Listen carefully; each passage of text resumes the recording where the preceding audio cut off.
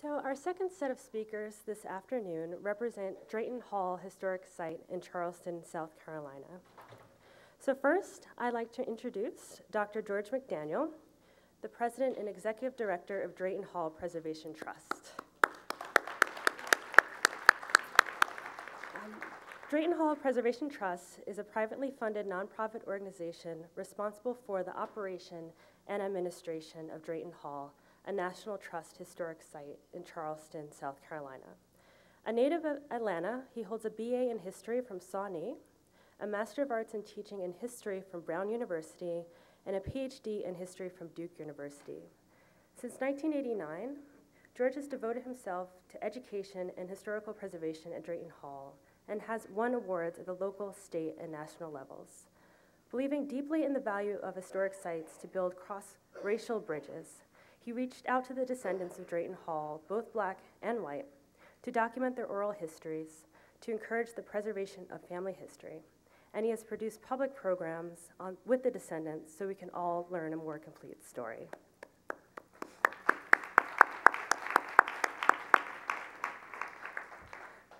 We also have Catherine Brown Braxton, a trustee of the Drayton Preservation Trust and a descendant of the Bowens family, one of the enslaved African-American families at Drayton Hall. Catherine has worked to preserve and interpret African-American experience at Drayton Hall, and she initiated an effort to preserve the history and culture of Charleston's historic African-American neighborhood of Ansonboro and her family's 162-year-old home. In recognition of her commitment to preservation, she was awarded a diversity scholarship from the National Trust for Historic Preservation. She also holds membership in several community and civic organizations. And last, I'd like to introduce Rebecca Brown Campbell. She is a descendant of the Bowens family, whose ancestors, according to family history, arrived in the 1670s from Barbados as slaves of the Drayton family. They worked at Drayton Hall both before and after freedom. Mrs. Campbell has participated in research, education, and public programs at Drayton Hall and served on the steering committee for the Sacred Place, the African American cemetery at Drayton Hall, where her ancestors are buried. Mrs. Campbell volunteers her services to a number of organizations, including Habitat for Humanity, and she's a member of Mount Zion African Methodist Episcopal Church of Charleston, where her family has been leaders for generations. So please welcome George McDaniel, Catherine Brown Braxton, and Rebecca Brown Campbell to the stage. Thank you so much. The format of this afternoon is going to be, I'm just going to give a few introductory remarks, and we're going to see a videotape, and then we're going to have a wonderful session with Rebecca and Catherine. And I'm delighted to be here. It's just when Clem invited me to come, I jumped like a trout. He told me Lonnie was going to be here, and Bob Stanton was going to be here, and other people were going to be here that I'd heard so much about. So I really wanted to be here for this occasion. And when Clem asked me to come and told me the title was Curating Black America, I said, well, I'd be glad to come, but I don't want to come by myself. You just heard from Thelma about the importance of multiple voices, about seeking a broad range of voices to give meaning to our past. And I think it's only appropriate that we hear from descendants. As you heard earlier in the introduction, the ancestors of both Rebecca Campbell and Catherine Braxton, their ancestors came over, according to their family's oral history, enslaved with the Draytons in 1670s. So we see 3 centuries of American, more than 3 centuries of American history. I also wanted to come because Clem Price was a friend of mine. When we first met years ago, I think we were together, I think the 3 of us were together, we clicked. And we just didn't get to see nearly as much of one another as we'd like to. And when he invited me to come, as I was saying, I was glad to do it, but I didn't want to come by myself. I think it's so important to have multiple voices. In 2013, Clem was asked to give the address to the Historic Sites Luncheon of the National Trust for Historic Preservation. And I was at the annual conference, and to my surprise, he dedicated it to me. Last fall, I was invited to give that same speech to the luncheon at the National Trust for Historic Preservation, and I dedicated that speech to him. In fact, the day I was speaking was the day the memorial service was being held here in Newark, and that's why I wasn't here. And I would like to dedicate this session to Clem, for I know Clem is here in spirit. As you've heard previous speakers say, Clem was a remarkable man, and so too was Marion Thompson Wright, a wonderful, remarkable woman. Both were outstanding historians. I'd like to pause for a moment and say what I mean by that. I like etymology, the study of words, because it helps us understand the story behind a word. The etymology of the word history is not memorization, as it's so often taught, or discourse or lecture, but rather inquiry. A historian is a person who learns by inquiry. And the Proto-Indo-European origin of history comes from the words to know and to see by asking questions, by inquiry. Therefore, a historian, like Lonnie, is a person who learns to see by inquiry, by asking questions. And that's what Clem did so beautifully, whether it was in this lecture series that he organized, his writings, his teaching, or in his radio shows. So I'm honored to be here today. In the spirit of asking questions, I'm going to do so. We're going to do so during this session. And I want to encourage you to do so afterwards. As Lonnie and as Bob Stanton said earlier, too often historians seem to be taught as something far away. But with museums and historic sites, history can become up close and personal. Its presence can be felt. I want to underscore the point that while it's important we preserve historic objects, buildings, and places, the power of those things can become enriched all the more by the stories and memories, whether good or bad, about those places. Those places and the associated memories connect past and present and demonstrate, as William Faulkner wrote, quote, "The past is not dead, it is not even past." Combining the preservation of things and places and oral histories is especially important because the places and the things give the stories a reality that they may not otherwise have. We've all felt this when we visited an historic site. History happened there. In this session, we'll begin with a videotape with descendants, with Rebecca and Catherine and their cousin Annie Myers and other relatives, Lorraine White and Reverend Geddes, and also with Charles Drayton, who's now 96, the last owner of Drayton Hall. And Thursday night, we had a program in downtown Charleston with Rebecca and Catherine and their cousin Annie Myers, with Charles Drayton, last owner of Drayton Hall, a son of his, a nephew, and 3 grandchildren. And it was a remarkable discussion about how a historic site can bring people together and to heal wounds, as Bob Stanton was talking about earlier. After then, we're going to show some images of objects and places at Drayton Hall and ask Rebecca and Catherine to join me with their reflections on those things to give you a personal perspective. Why shouldn't historic sites and communities turn to descendants and engage them in the documentation and preservation of their stories? I was just talking to John Johnson, who's here in the audience somewhere, who's doing a wonderful story of a community close by here. It's a wonderful opportunity to document the stories of descendants of that community and current residents. Because such stories and this combination of people and places can lead us to a more complete history and to a more humane understanding of historic preservation. As Bob Stanton explained earlier this morning, we need to, quote, reveal the truth to heal the wounds. For the goal of historic preservation is education and to bridge relationships. As Carter G. Woodson declared, quote, If we don't tell them, they won't know. If you don't ask questions, we won't be getting the history we need. So in the spirit and honor of Clem Price, we're going to be presenting this session. And I also urge you that not to stop with this session, but to go home, to go to your communities, and continue to ask questions. Thank you.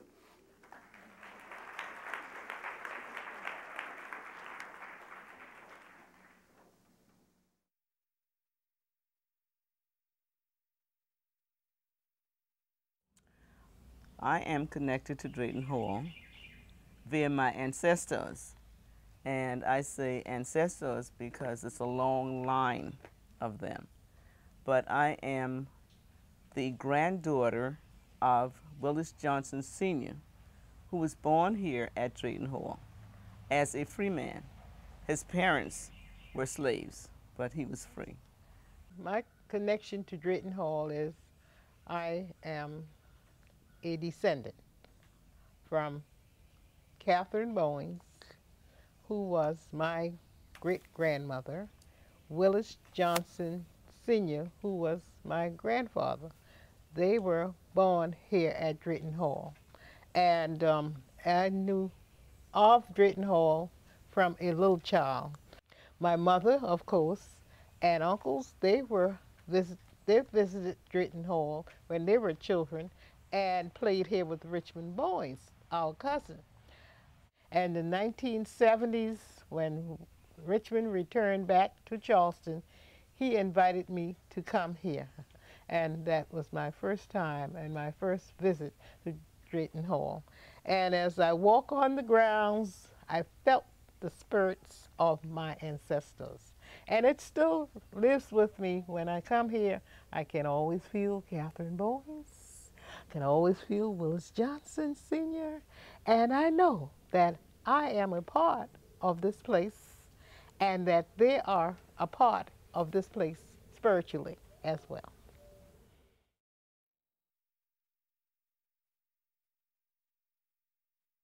I would like to know what did my grandfather did in the big house.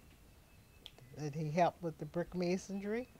Did he help build those beautiful designs as you go up the staircases? That is really beautiful, the designs and how the staircases designed there in the step. My grandmother did she cook? She cleaned? She helped to raise the children? I would like to know, what did Friday Johnson do?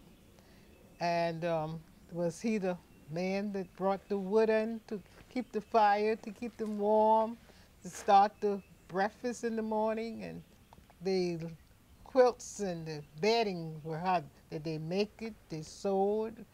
The clothing helped to iron. And how did you operate the big house? Who did the work and how was it done?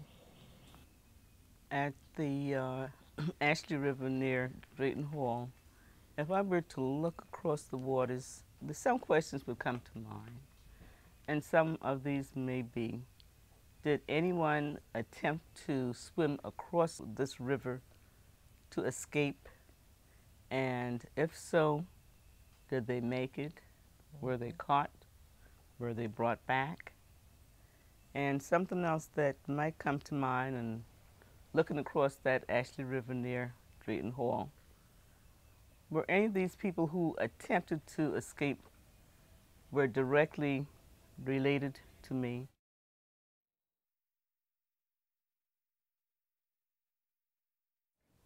Well, I'm the sixth Charles, from the son of John Drayton, his second son, Charles. I'm the sixth.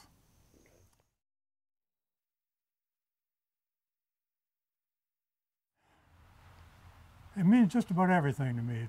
It's something that I didn't realize was so wonderful when I was growing up. And it wasn't until later that I began to appreciate the past of Drayton Hall and the present and hopefully the future. means an awful lot to me. Drayton Hall means to me my ancestors who are buried here and interred on this property.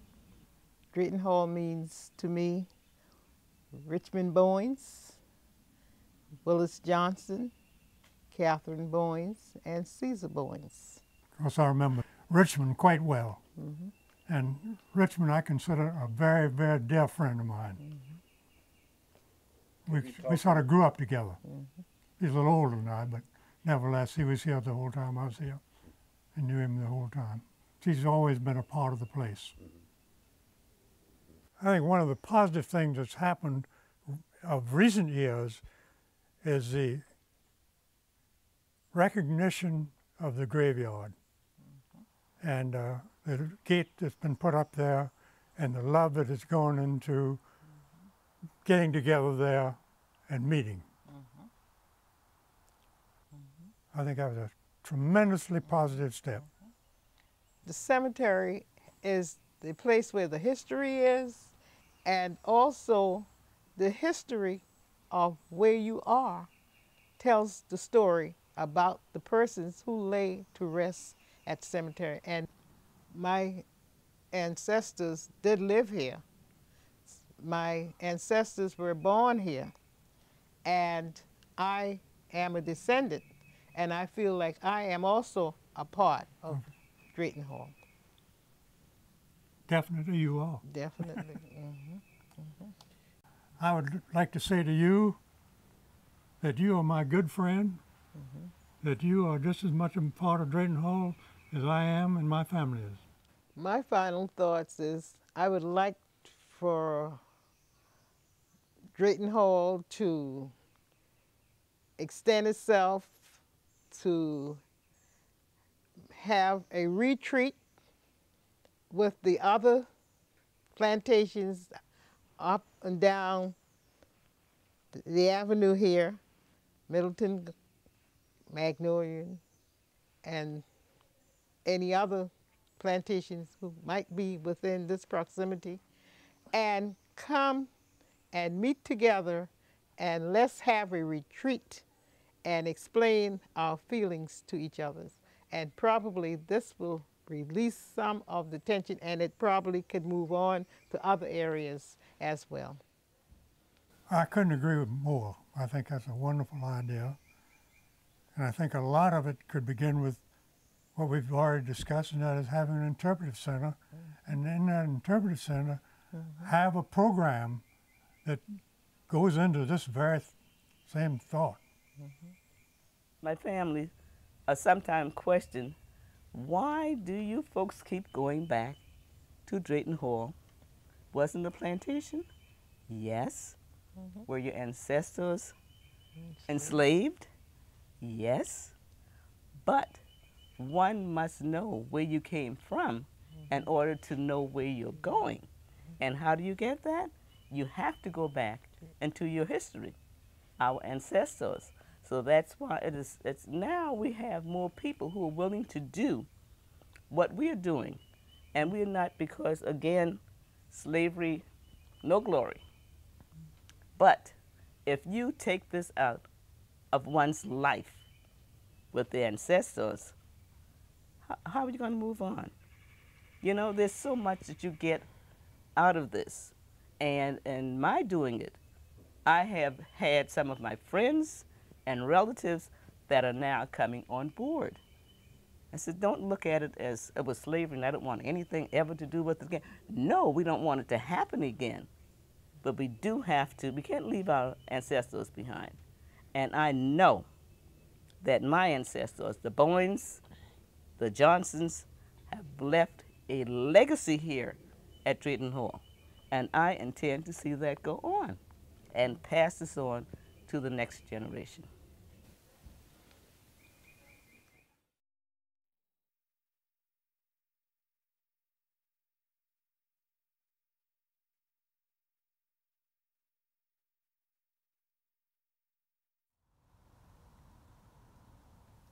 Sitting here in the cemetery this morning, I'm thinking about all those who live and suffered hard task here in this place. Some live a long life, some probably live a short life, but I really see so many graves are here that let me know that they were loved and cared for by friends and loved ones. And I'm sure as we sit here today, it reminds me of my destiny one day. And let me know that one day I too will be among the silent group in some cemetery. That's a part of my testimony for those who are gone on this morning. No marker, nothing to let you know who's there. But one thing we can be assured of, God knows who's in these spaces where there's no markers. And may God bless, and may God keep them forever in his care. And I know one day, sooner or later, if Bina is out here somewhere, we'll meet again.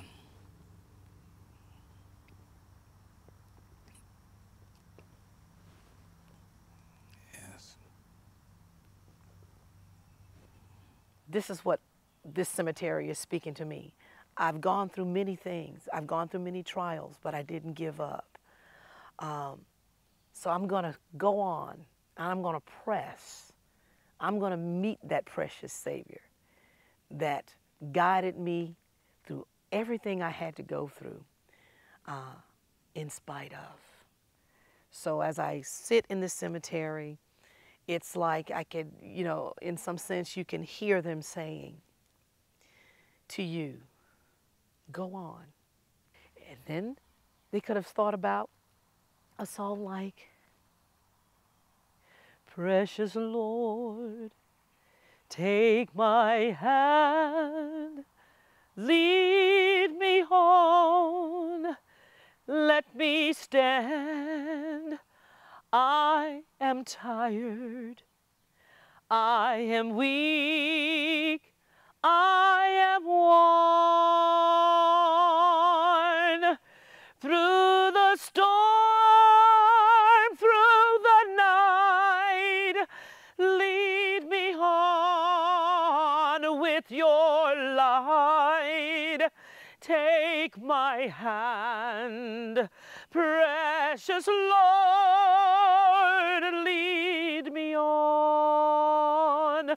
For when my way draws near and the night is near, and when my life is all, it's almost gone, hear my cry,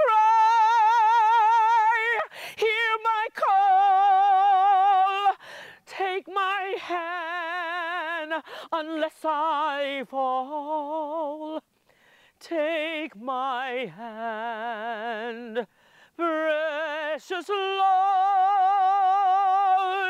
lead me on. So as I sit here right now, there are tears in my eyes, because there are many bodies here that don't have anyone to talk about them and to talk about their history. But those that have that connection, that can come and share, that's very important for others to know, so that they can plight their course and say, even though they were in slavery, and slavery did happen, and it wasn't a good thing, but I'm not going to let it get me down, because I know that just like it says in Philippians 4:13, we can do all things. No matter what happens in life, we can learn from the failures. And I believe America is learning from the failures and saying, we want to correct what was done in the past, now in the future. It's all right.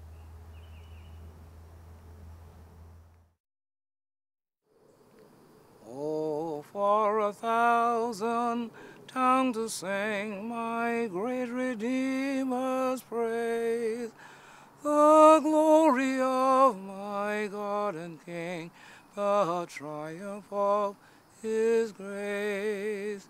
My gracious Master and my King, assist me to proclaim, to spread through all the earth abroad the glory of His name. What you just heard was about 15 minutes from over 15 hours of oral histories that we've done.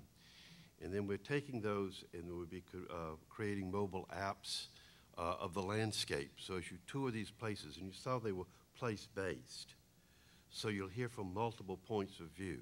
And I think that's the powerful thing about a historic site, is that there's not one truth. And for too long, historic sites, and especially those in the South and plantation sites, you look at it only from the master's point of view. So we're trying to change that and look at it from these different points of view and to create a more human and a more democratic history. And it is Stanton and also as Lonnie Bunch was mentioned earlier, find ways to have this conversation and to heal wounds. That's where we need to go. What we're going to do now is since this is entitled Curating Black America, we're talking about places. Now we're going to talk about some objects. And I'm going to show some objects and their curatorial descriptions of them. We know typical museum curatorial descriptions. They're very physically based and so forth, and time and so forth. So now we're going to try to hear stories about them. And even though Rebecca and Catherine, something you see from the 18th century and other, they weren't there.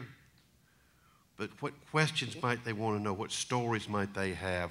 Would be evoked from these things? So let's just start off. And you see the title of this is Towards More Complete History. And that's what we're trying to do, is connect places and people. That's what, going back to what you were saying about the purpose of historic preservation. Could you tell us about this slide from the sale of Negroes, the Ashley Ferry, which was just down the road from Drayton Hall? This particular image. Let's move this up. Pull this up to you. This image is about the sale of slaves in Charleston. And I can say that my ancestors were not sold into slavery. They were enslaved, but they came to the Low Country, Charleston area, Drayton, with the Draytons from Barbados. And I'm happy that our ancestors, the family was able to stay together. They weren't separated children from their parents or siblings from each other. So my family were not sold as, you see, slaves for sale. And this happens to be one of the signs in most places, Charleston. And this is where I was born and reared. Well, from my point of view, our family, we were not sold in slavery in Charleston, but they were sold in Barbados. That's the correction I'd like to make. They were sold in Barbados and brought to Charleston as slaves to the Draytons. They were enslaved by the Draytons. And the people that were sold in slavery in Charleston, they were on the block. And some of that, like they say on the slide, down, not far from Drayton Hall, there were people enslaved down there. And Charleston is one of the most powerful places for enslavement. Sullivan Islands, this is where the ship came and they got off the ship and were put in pest houses to quarantine them. And that's part of our history in Charleston. Charleston is known as a city that had enslaved many, many people. We're not saying we've forgiven them for what they did to us. We love them, and the Word of God says you got to forgive. And we got to move on because we want to be Americans. We want our country to grow, to be the best country in the world, as is now.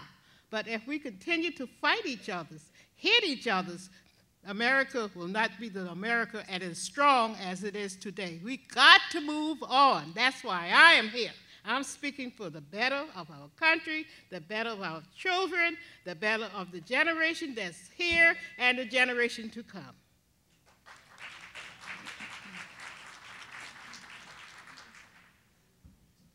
This is a slide of an exhibit at the Colonial Williamsburg about the it's entitled Rich and Varied Culture, and it's about the decorative arts in the American South. And the linen press that you see on the right, mahogany, is from Drayton Hall, and the Chippendale chair that you see is also from Drayton Hall. Just down from that case on the right is this exhibit, also from Drayton Hall. And it's from the Drayton family, and it was initially described by curators as a brand for cakes of indigo. But we've learned from the work that was done at Williamsburg that that was not the case. And I'm showing it now. It was used for branding people. And before we place this on exhibit, we asked members of the Drayton family, and we also asked descendants of the Bowens family, what should we do? And could you describe your answers and why? I agree that it should be shown. We have hidden too many things in our families. We've hidden it in the churches, and we're hidden it in America. It needs to be known. The truth must be spoken. I guess if Dr. Price was here, he would appreciate it. Because from the I know of him and what I was told, he spoke the truth and he lived the truth. And I think I'm one of his followers.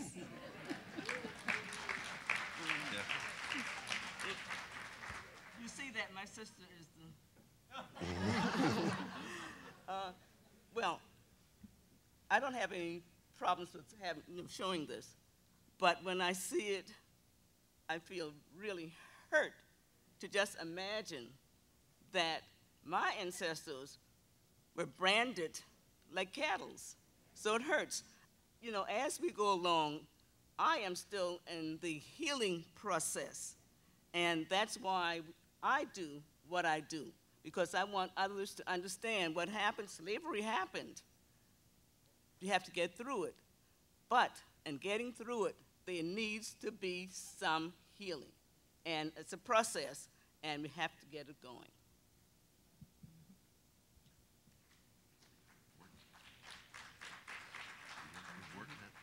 Work time to work in the rice fields? Yes, rice fields. My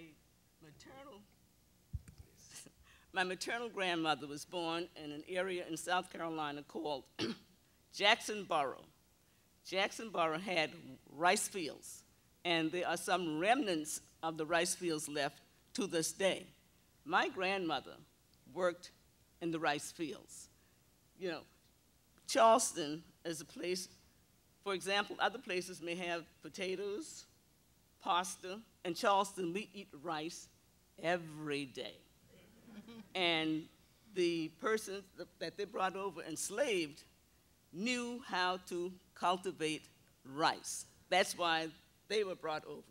And my sister said that, you know, yes, we were sold into slavery, our ancestors, but on the other end, I was referring to that particular image. That's an image that was in Charleston. They were not sold in Charleston because they brought families together. And that's why we know our grandmother, great-grandmother, great-grandparents because they were kept together. We know our granduncles, great-granduncles, because they were still a family when they left Barbados and reached Charleston. Work time, as you know, from sun up to sundown. How many of you work from sun up until sundown? When it's time to go home, it's time to go home. But you could not say that then. I am ready to go to my family. I am ready to go to my children. You had to stay. So there you go. You were enslaved. You belonged to someone. And we have discussed time and time after time with Charles, who's the 7th generation of Drayton Hall, and many other family members. We are networked in together. As they ask, please forgive our ancestors. We have forgiven you. We want to move on like a family. Have you accepted me, this generation? We have forgiven your great-great-great-grandparents, your 7th and 8th generation. Now we are ready for a change. And the change is do it together. Get it together. Better education for our children. Better opportunity. I enjoyed seeing those children receiving their award today. And that's what we want to see for all people and all children and all ethnic groups. Now this is an image of a live oak tree, maybe 300 to 400 years in front of Drayton Hall. If this live oak could talk, if it could tell stories, what questions or stories would you like to hear from it? This live oak could talk. One of my questions would be, were any of my ancestors hung on this tree? And for what reason? You know, there were reasons because you did not comply in doing your task, whatever. I'd like to know, were any of my ancestors hung on this tree? And there are many at Drayton Hall, many large live oak trees. I believe that some were hung on the tree. Now, I'm a firm believer they may not have done anything, just not like how you look. I may not like how you look. And hang him. You know, it's not always that you didn't do your job right, you didn't comply with information, you didn't follow directions. It's because I don't like you. The attitude, your personality. And hang him.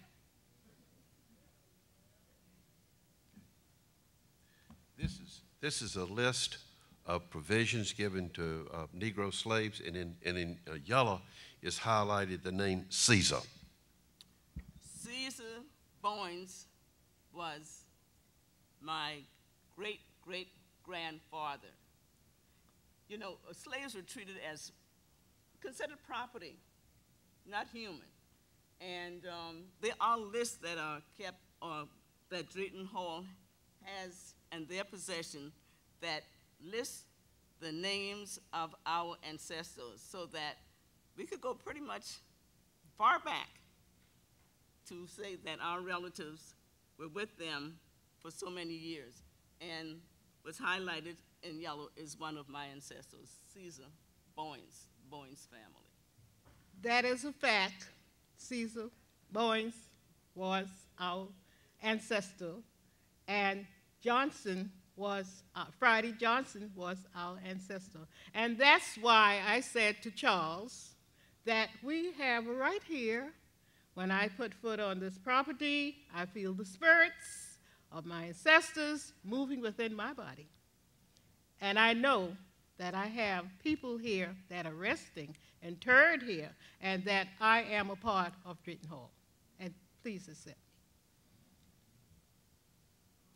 This is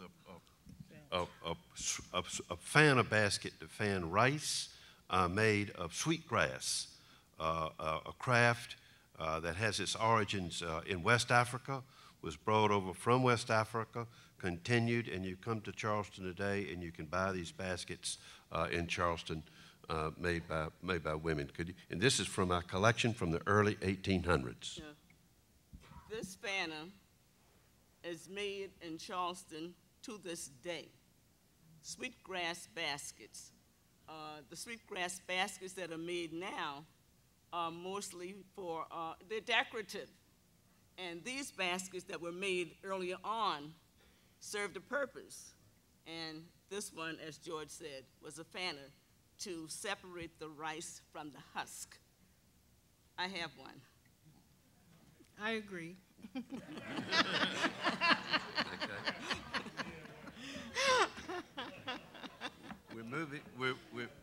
We're moving on, and this is a piece of it's called colonel ware. It's a low-fired pottery.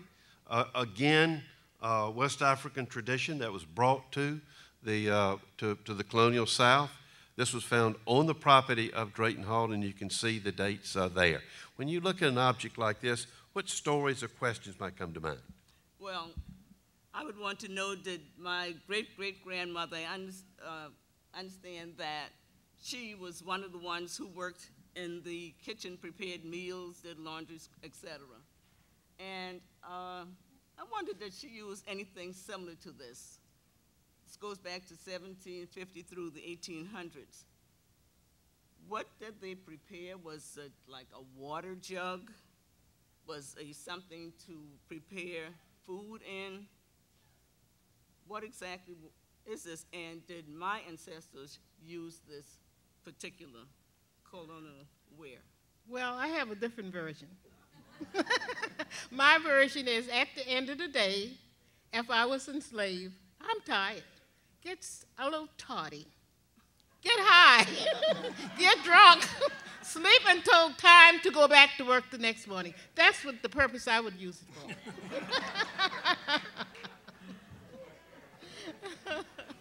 And I do not have one of those. Okay. And this is the Ashley River Road that passes by Drayton Hall, and further up the way is Magnolia Plantation and Middleton Plantation, all open to the public, now historic sites. And so it's a National Scenic Highway. So as you look at this road, again, what do you think of when you pass by this road? What questions might you ask or stories might you want to hear? I'd like to know whether or not my ancestors used this road to go to church, because they were very religious people. And I do not believe that there was a church on the plantation during my grandfather's time. They were members of Springfield Baptist Church that is still located on Ashley River Road. And I'd like to know, did they take this road to go to Springfield Baptist Church? Yeah, that was when freedom came.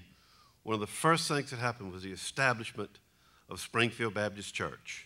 And we have that from oral histories from Richmond Bowens that you saw earlier. And Caesar Bowens, whom you saw, was one of the founders of that. It began as a brush arbor, then a frame church, and now it's a brick church. But that's Springfield Baptist Church. Well, I think that road was used by my grandfather, Willis Johnson, Jr. He took that road and walked out of Drayton Hall. And he walked across the Ashley River, of course, into Charleston, the peninsula of Charleston. And he went into the peninsula and he had a home, wherein he must have had connection and contact with his aunt, Violet Washington, which we founded, and my genealogist found the information we needed. I kept saying, something, something, something, find me this information. And when she says, did you know Violet Washington? Did your grandfather ever talked about her? I said, I heard the name, but don't know the relationship. And George and I and many others, we have our little gatherings, and they kept laughing, said, you know, how did your grandfather purchase a home in the peninsula of Charleston, left Drayton Hall? He wasn't rich. He was working on the farm here or doing jobs here. Where did he get the money? I said, well, I believe he stole it from the Draytons. He got his payback. And they laughed. And so we kept working at it. So one day, got a call to call Tony, and I called her. She said, guess what? Your grandfather inherited 33 Wolf Street, which is in history in Charleston Library. And I said, 33 Wolf Street, that's where all my mothers and her brothers were born. So she said, he inherited from Violet Washington and her husband. They gave him that house. So my grandfather did not steal anything from the Draytons. He inherited 33 Wall Street, and that's history. And that's the one part of coming to Drayton Hall, my family. We have been able to find a lot of records, a lot of information. Genealogy studies was very easy for her to get into our family history due to the fact of their records. And we thank you all for keeping that record and sharing it with our family, with the Bowings family today. And I hope that many of you may think this sounds silly, may think it's useless, not time-consuming, it's not what it should be, but start studying your genealogy, start learning something about your family, and record everything you can get from your oldest relatives. And we regret that we did not record our oldest relatives, great-grandmothers and grandmothers, etc. Thank you. Will you lead us to our last question, which you may have just answered it. What are the key messages you'd like for this audience to leave with, Rebecca and Kathy? Well, one of the key things is, and we know this, slavery happened. And the other thing is, let us come to the table, and we have got to heal and move on. I want to leave 2 words with you: love and forgiveness.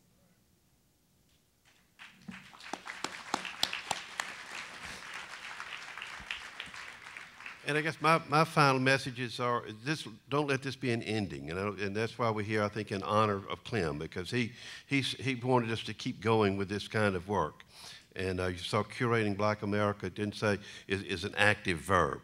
It's what we continue to do. And so I think what you were just saying earlier about getting engaged and preserving that history is so important, whether it's in our families or communities or wherever we may work. What separates history from fiction is the evidence. If we don't have the evidence, as Lonnie was saying earlier, or also as Bob was saying earlier, if we don't have the evidence, we don't have the history. And we get that history by doing what?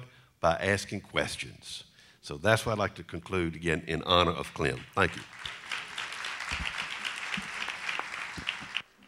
And for closing remarks on a really wonderful and great day, I'd like to introduce Dr. Miriam Petty of Northwestern University. They haven't left me with very much to do. What really can one say after a day like this? Right before lunch, Junius Williams turned to me. He was sitting in the seat in front of me and said, "I don't envy you."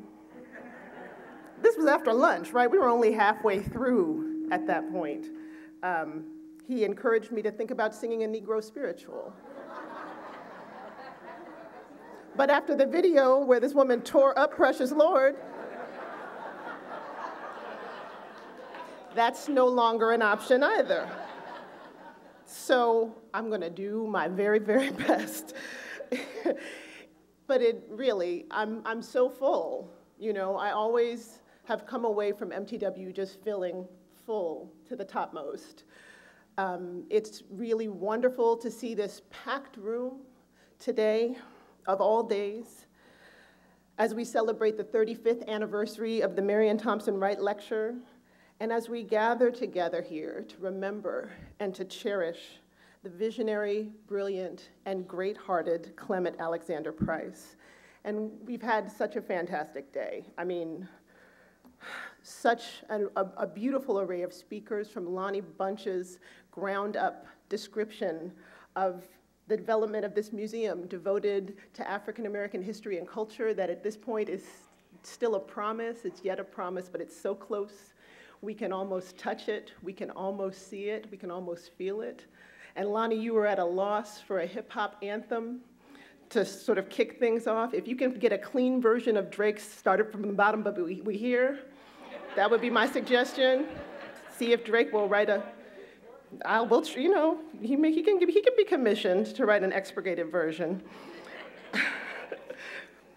But that's just getting to hear the challenges, getting to hear the specifics, the ins and outs of that is just so wonderful. Hearing from Robert Stanton from the National Park Service and this longstanding government entity with these interventions and these growing investments in the public history of African American people. It's truly, truly inspiring. Thelma Golden's wonderful remarks this afternoon about the development and evolution of an established institution devoted to Black art as an idea, as a vehicle for dialogue, not controversy, but dialogue. And this sort of engaging, personal, and intimate retrospective of her own intellectual and ideological development as a curator was just really moving, really inspiring. And then this last session with George McDaniel, Catherine Braxton, and Rebecca Campbell, talking about Drayton Hall as a place of memory, as a site of memory. Pierre Nora had this wonderful phrase, lieu de mémoire, sites of memory, places where memory crystallizes and secretes itself. And that really so well sums up the way that they've chosen to interpret and talk about Drayton Hall. I was so moved by this frame of asking questions of the places and spaces, and really so moved by the privileging of the voices of descendants, which is really a gesture toward recovering the voices of the ancestors. And I think that that's just such a powerful intervention that you all are staging at Drayton Hall. So it's just full to the top with all that we've heard. I can just see Clem beaming today, the way that he would at the end of a day like this. You know, he would have his hand on his cheek, and he would be saying those two words that he could say to convey such emotion, such pride, such love. Oh my, oh my, oh my. Being asked to bring a final word on today's Marian Thompson Wright Lecture, like George McDaniel, I was thinking about etymology, about the study of words, and I was thinking about that word curate, to curate. What does it mean to curate? A number of folks have talked about that meaning, to sift through, to pull together, to organize and present, to take charge of an exhibition, to select and coordinate items for public review. But there's also the religious sense of the word. To be a curate is to be a religious caretaker, to be one who has the care of souls, a clergyman or any other ecclesiastic entrusted with the cure of souls. And Mayor Ross Baraka stood up here and talked about how we were really going to go to church today, and we certainly did. Both of these senses of the word, curate, and to be a curate, communicate so much of what Clement A. Price was about, and so much of what the Marian Thompson Wright Lecture Series is. Clem's role as a curator and as a curate went hand in hand, because as a whole, this series is always the culmination of a careful sifting and selecting of information about the past, the offering of a kind of message about the present that would help to cure and to strengthen the soul of a city, to bring hearts, minds, and people together to inspire a better, different, and bolder, and more honest future. And so the Marian Thompson Wright Lecture was Clement Alexander Price's charge, and he took it with a religious zeal and with the kind of grace and gentleness and reverence for ritual and ceremony that has made it such a special, one-of-a-kind experience. MTW, as many of the speakers have said, was explicitly influenced by the old school, the tradition of African American studies established by Black educators and historians like Carter G. Woodson, Margaret Burroughs, John Henrik Clarke, Mary McLeod Bethune, and Arthur Schomburg. This is the tradition that insists that academics must produce scholarship that's applicable and relevant to Black people where we live, in our everyday lives, in our struggles against racism and its effects, and in our self-creation as healthy people in thriving communities. And by no means does this mean that MTW has shied away from the difficult, uncomfortable, or upsetting chapters of the past to bring only good news, a celebratory, uncomplicated story, or a whitewashed, sparkling history. On the contrary, past MTWs have considered the transatlantic slave trade, the meaning of freedom, and private grief and public mourning, just to name a few. But in confronting our difficult and shared past together, in the ceremony of MTW, Clem brought the best of the curator and the curate together, sifting, selecting, presenting, examining the past in the interest of healing and strengthening, and with an intentional and profound love for the souls of Black folk here in Newark. I was really moved at his funeral when the spiritual "Oh, What a Beautiful City" was sung, because it was so true to the spirit that Clem brought to Newark. To make a public communal ceremony of remembering and honoring the difficult is something that I'm tempted to say that only Clem could do. But in truly honoring him, the challenge to all of us is to figure out how best to emulate and follow his example. Because it's not just that Dr. Price gathered intellectual luminaries, pioneering civic activists, groundbreaking researchers, and cutting-edge culture makers to bring them to this stage year after year. It is also that in so doing, he was expressing his innate spirit of generosity, giving MTW as a gift to the city of Newark. Clem's generosity was so deeply rooted that he would have thought it wrong and borderline sinful to keep the discoveries and insights of the university locked up behind walls, in desk drawers, in high towers, discussed and examined only among other disagreed scholars. His generosity was always about the pursuit of a good that resided beyond these sorts of divisions. And Clem was not the kind of person whose generosity was about his own self-promotion. First and foremost, because his own work spoke for itself to demonstrate his expertise and his gravity as a historian. But Clem had a selfless nature that was satisfied by supporting others and helping them to develop, to grow, and to excel. Indeed, in his heart and in his actions, Clem was a nurturer in a world that doesn't typically reward men, and especially not Black men, for being nurturers. As one of the 7 Geraldine R. Dodge postdoctoral fellows that Clem mentored over the last 15 years, I am a direct beneficiary of that aspect of his nature. I'm joined with my colleagues Mark Krasovic, Amy Bach, Tina Collins, George White, Rosamond King, Erica Basumic, and I think that's all of us. And some of them are in the audience. I really wish all of the Geraldine R. Dodge Fellows that are here would stand up so we can see where you are.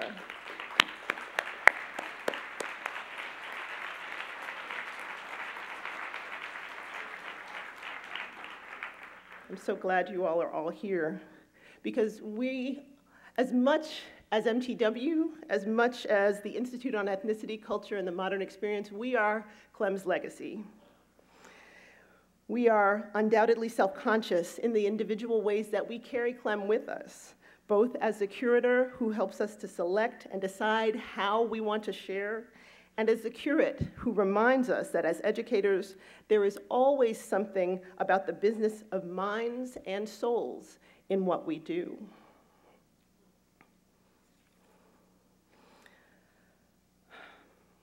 So as a former Geraldine R. Dodge Fellow, I had the amazing good fortune to meet Clem in my very first year after finishing graduate school. Without a question, he's become one of my most important mentors, someone who made the years in which I transitioned from being a newly minted PhD to becoming a professor and a scholar incredibly happy and productive ones, and someone who was a touchstone and a model for the kind of scholar that I hope I am, and certainly for the one I'm striving to become. From the very first time that we met, it was obvious to me what an exceptional person Clem was. But even more than that, I remember my first year as the Dodge Fellow that how in the weeks leading up to MTW, Clem somehow, the better parts of his personality seemed somehow amplified. He somehow managed to be more patient, not less. He somehow managed to be more gracious, more generous, more optimistic, more clear-sighted and savvy, more able to problem solve on a dime. This wonderful civic ritual that demanded so much of him also clearly gave him so very much. Clem the curator, Clem the curate. Through both of these roles and so many others that he played, he made sure that he belonged to all of us because he shared himself, because he shared his good gifts and his knowledge, because he loved people and he loved this city, because he made us his business as an activist, as a peacemaker, and as a restorer. So as we close out today, this 35th anniversary Marion Thompson Wright Lecture, and remember our friend, Clement A. Price, we are grateful for the occasion of this annual ritual meant to engage our minds, our souls. We hold Clem in our hearts, and we walk forward in the light of his bright vision, facing the rising sun of this new day begun. Let us march on till victory is won. Thank you.